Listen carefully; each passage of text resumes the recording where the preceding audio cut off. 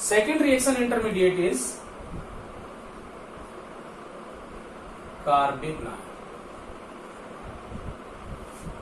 Carbon पे अगर positive charge है तो उसको हम कहेंगे कार्बोकैटायन। कार्बन पे अगर नेगेटिव चार्ज आ जाए किसी भी स्पीसीज में तो that species is called as carbanion. तो the species in which carbon atom bears negative charge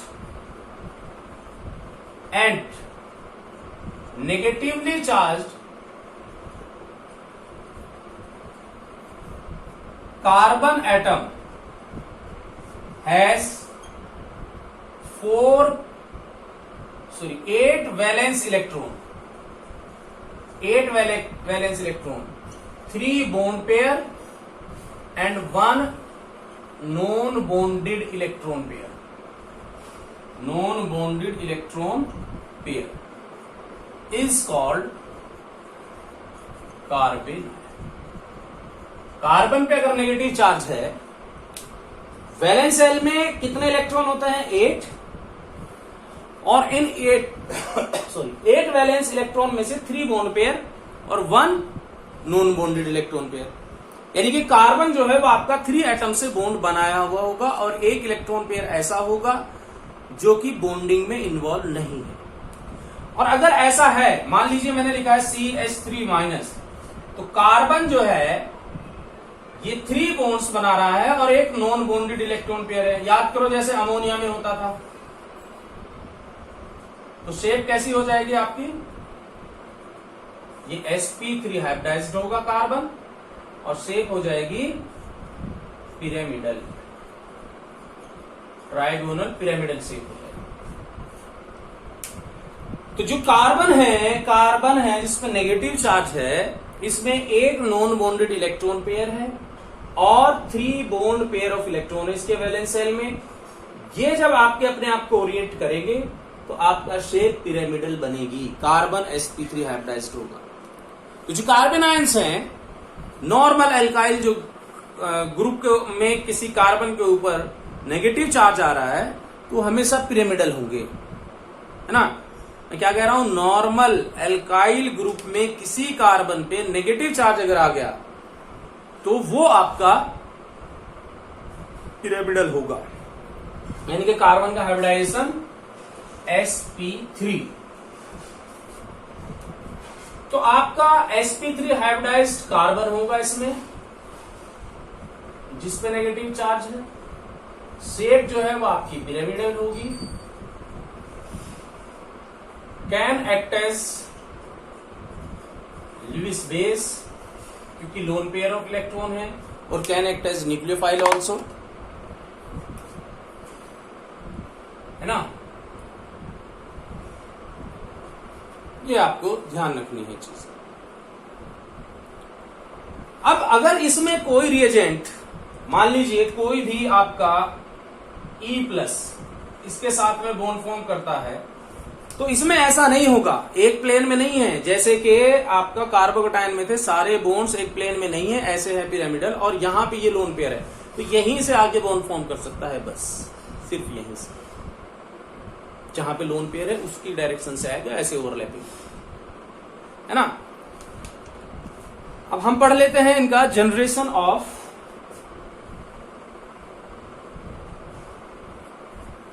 carbon ions.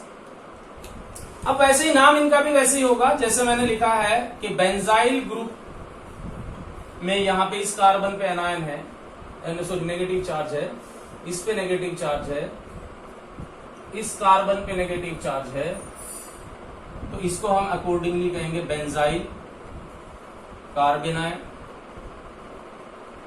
इसको हम कहेंगे विनाइल कार्बेनाइन, इसको हम कहेंगे एलाइल कार्बेनाइन। जो भी ग्रुप है followed by carbanion. Generation of carbanions किन रिएक्शंस में जो हम पढ़ेंगे बनेंगे।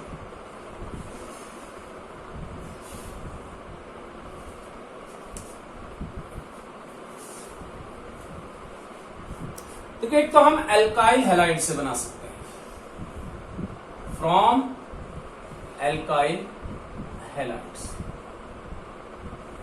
अगर आपने कोई प्राइमरी एल्काइल हैलाइड लिया है,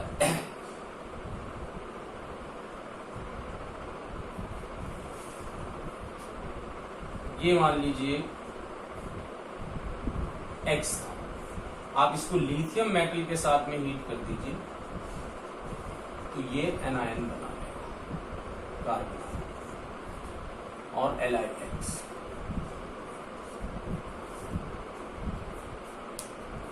है ना। दूसरे, मान लीजिए आपका कोई एल्डिहाइड है आपके पास जिसमें अल्फा कार्बन से H अटैच्ड हो, कम से कम एक, और आप इसको OH माइनस या कोई और strong base CH3CH2ONA, sodium methoxide, sodium methoxide या NaOH में भी अगर आप रख देंगे तो ये H प्लस यहां से रिमूव कर लेगा और इस कार्बन पे नेगेटिव चार्ज आ जाएगा, एनायन बन जाएगा। एल्डिहाइड से भी और कीटोन से भी बन जाएगा।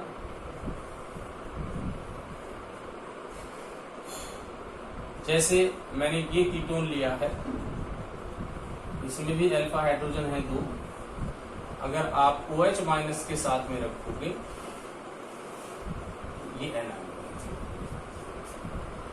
कहने का मतलब ये हुआ कि एल्काइल हैलाइड की जब कुछ रिएक्शंस हम पढ़ेंगे उनमें भी एनायन बनेंगे, एल्डिहाइड और कीटोन की जब हम रिएक्शंस पढ़ेंगे उनमें भी एनायंस इंटरमीडिएट बनते हैं, है ना। और एक बहुत इंपॉर्टेंट रिएजेंट होता है RMGX, again from alkyl halide. अगर आप एल्काइल हैलाइड को मैग्नीशियम मेटल के साथ में हीट करते हैं इन ड्राई, तो ये मैग्नीशियम मेटल R को अपने इलेक्ट्रॉन दे देगा एक, और इस पे आ जाएगा नेगेटिव चार्ज, और X पे नेगेटिव चार्ज, ये X माइनस R प्लस में ब्रेक होगा, एक इलेक्ट्रॉन इसने दे दिया, और इस तरीके से आपका कंपाउंड बनेगा जिसको हम ऐसे भी लिखते हैं RMGX। इस बॉन्ड को हम कोवलेंट एज्यूम करते हैं, हालांकि ये जो आपका बॉन्ड है मैग्नीशियम और C के बीच में, इसमें अप्रोक्सीमेट 52% के करीब या 51% के करीब कोवलेंट कैरेक्टर होता है और अप्रोक्सीमेट 48 to 49% आयनिक कैरेक्टर होता है। तो हम इसको ऐसे भी लिख सकते हैं कि कोवलेंट है, या हम इसको ऐसे भी लिख सकते हैं कि R पे नेगेटिव चार्ज है ना, तो पार्शियल नेगेटिव लिख सकते हैं या फुल नेगेटिव लिख सकते हैं, है ना। तो ये लाइक एनायन ही, जो RMGX का R माइनस है वो लाइक एनायन ही बिहेव करता है ना। तो ये आपका इंटरमीडिएट हुआ क्या, कार्बन, है ना। अब हम बात करते हैं तीसरे टाइप का जो इंटरमीडिएट यूजुअली बनेगा, वो आपका carbon free radical. Carbon free radical discuss कर लेते हैं, क्या होता है carbon free radical. Carbon free radical क्या होता है, ऐसा कोई भी स्पीसीज जिसमें किसी कार्बन के पास odd electron, the species in which carbon atom bear odd electron in valence cell, electron and total 7 valence electron, 3 bond pair and 1 odd electron, non bonded electron is called carbon free radical।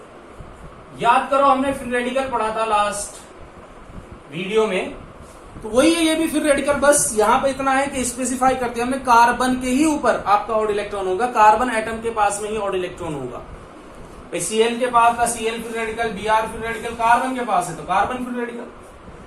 तो carbon free radical आपका जो है वो आपका intermediate बन सकता है। जैसे मैंने लिखा है ये है, इसको आप कह सकते हैं मिथाइल फ्री रेडिकल, इसको आप कह सकते हैं इथाइल फ्री रेडिकल, इसको आप कह सकते हैं बेंजाइल फ्री रेडिकल, ये है आपका allyl free radical, sorry vinyl free radical,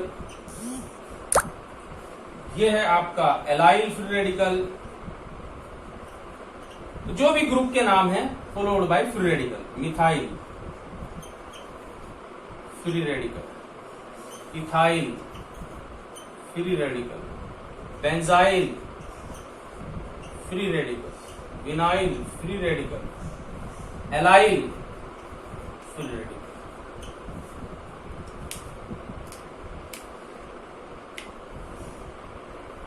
अब अगर हम फ्री रेडिकल में बात करें किस तरीके से आपका जो है शेप होगी, और जो कार्बन जिसके पास ऑड इलेक्ट्रॉन है ये कौन से ऑर्बिटल में होगा, ध्यान से देखो जरा। मान लीजिए मैंने मिथाइल फ्री रेडिकल लिया है,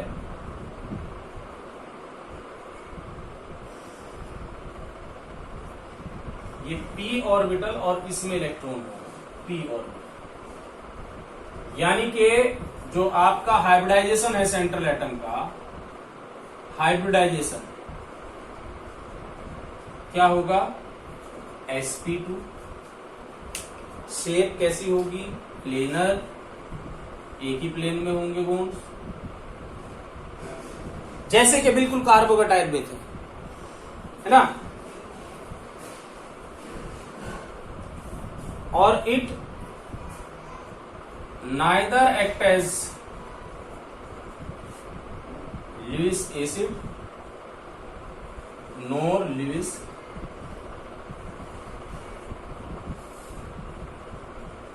बेस।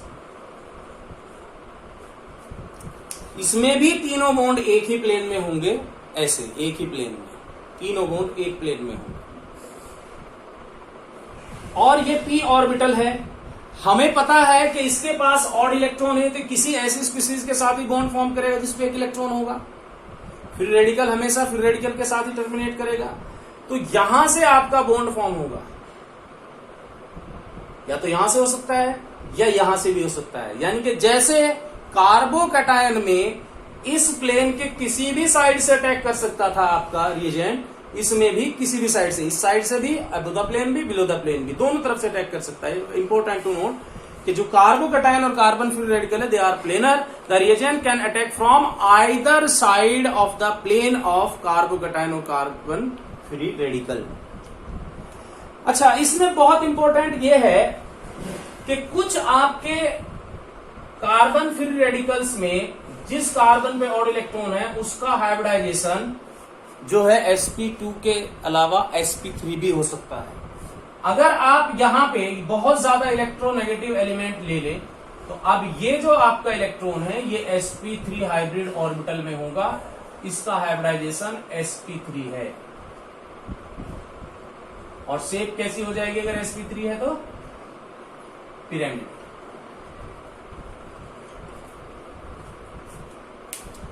जनरली आपका प्लेनर होगा, पर एक्सेप्शंस भी है कुछ, ये आपका जो है पिरामिडल होता है। बेंट रूल के अकॉर्डिंग ये आपका जो है पिरामिडल होगा। जैसे मैं कहूं ब्रिज्ड हेड कार्बन पे अगर आप बात करें, ये इलेक्ट्रॉन, ये ऑड इलेक्ट्रॉन है ब्रिज्ड हेड कार्बन पे। क्योंकि कार्बन फ्री रेडिकल भी प्लेनर होते हैं तो ये यहां स्टेबल नहीं होगा। हाइब्रिडाइजेशन इसका क्या है, sp2 होना चाहिए। अगर यहां पे ऑड इलेक्ट्रॉन है, sp2 है तो प्लेनर होना चाहिए। प्लेनर है, ये एग्जिस्ट नहीं कर सकता, तो ये अनस्टेबल। बट अगर मैं यहां से ये कार्बन हटा के ऑक्सीजन लगा दूं,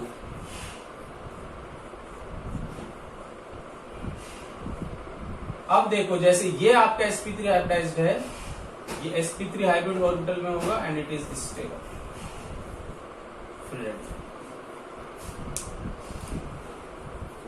कहने का मतलब यह है कि कार्बन फ्री रेडिकल में जिस कार्बन के पास ऑड इलेक्ट्रॉन है, जिस कार्बन के पास ऑड इलेक्ट्रॉन है वो sp3 हाइब्रिडाइज्ड भी हो सकता है और sp2 हाइब्रिडाइज्ड भी हो सकता है। नॉर्मली sp2 हाइब्रिडाइज्ड ही होता है। जो हमारे ज्यादातर 99.99% एग्जाम्पल हम जो पढ़ेंगे उसमें वो आपका जो है प्लेनर ही होगा और ब्रिज्ड हेड पे अगर ऑड इलेक्ट्रॉन आ जाए तो वो स्टेबल नहीं होगा। लेकिन कुछ केसेस ऐसे भी हैं जब आपका ये कार्बन बहुत हाईली इलेक्ट्रोनेगेटिव एटम्स के साथ अटैच्ड हो तो हाइब्रिडाइजेशन इस कार्बन का जो है वो आपका sp3 भी हो सकता है। जैसे मैंने यहाँ पे कहा ब्रिज्ड हेड कार्बन है, ये ये आपके जो है ऑक्सीजन एटम से अटैच्ड है जो कि रिंग में इन्वॉल्व है, तो इसमें भी ये आपका sp3 हाइब्रिडाइज्ड होगा यहाँ पे। और अगर sp3 हाइब्रिडाइज्ड है तो क्वाइट स्टेबल है। ब्रिज्ड हेड कार्बन पे नेगेटिव चार्ज भी स्टेबल होता है, एनायंस भी स्टेबल होते हैं क्योंकि उनको जरूरत ही नहीं है ज्योमेट्री चेंज करने की, पहले से ही पिरामिडल है। तो ये याद रहे, ये एक्सेप्शंस हैं, नो आपका planar.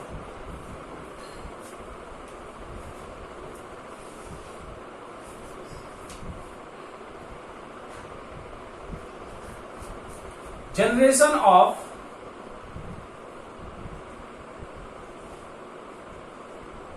Free radical from alkyl halide.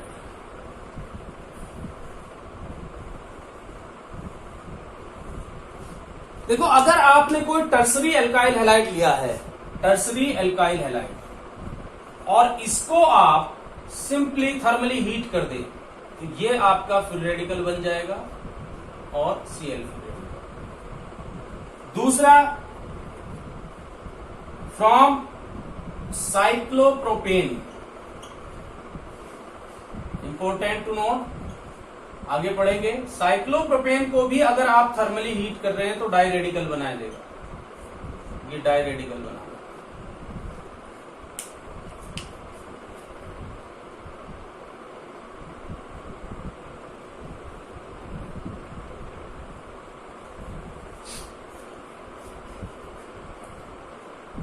Alkyl halide से एक और तरीका है आपका फ्री रेडिकल बनाने का कि अगर हम इसको मेटल के साथ में रिएक्ट करा दें, लिथियम मेटल के साथ रिएक्ट करा दें, थर्मली हीट कर दे मेटल के साथ में, तो ये आपका LiCl बना लेगा।